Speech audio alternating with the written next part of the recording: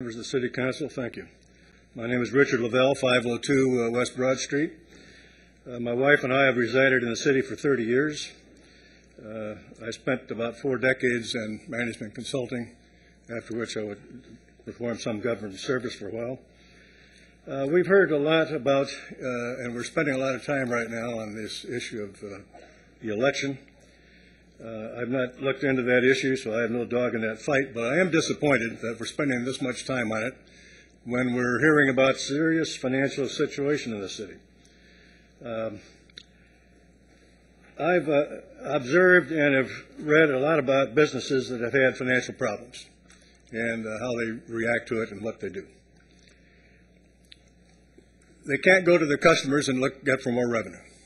They can't put a gun to their head to get more revenue. They have to go after the cost structure in their businesses, and they cut costs. Managements will tell you that over time, and not much time, a lot of efficiencies and fat creep into any operation. Now, when we look at government, when government seems to get into trouble, the first thing we hear is about we need to raise taxes or fees, which are taxes, or cut our services.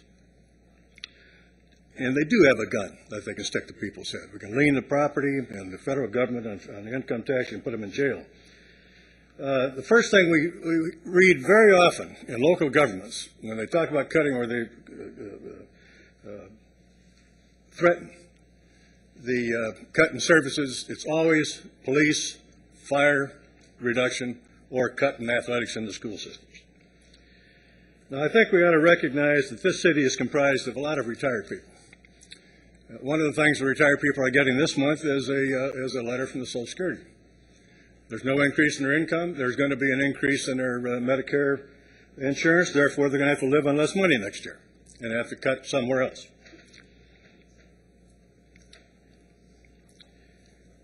I would suggest that the city look at this situation and say there is going to be no increase in the tax rate. There's going to be no cut in services. Let's concentrate on cost reductions. And as business management will tell you that the fat is there, the inefficiencies are there, and after living here for 30 years, I don't recall this city ever seriously going after cost reductions and looking at efficiencies in this operation. So therefore, I suggest that the City Council tonight tell our city management that by the start of the next fiscal year, before the end of the fiscal year, we would like to see identify and put in place, get the creative juices flowing. Identify and put in place at least a 10% cost in our costs in the city right now, before the end of the fiscal year.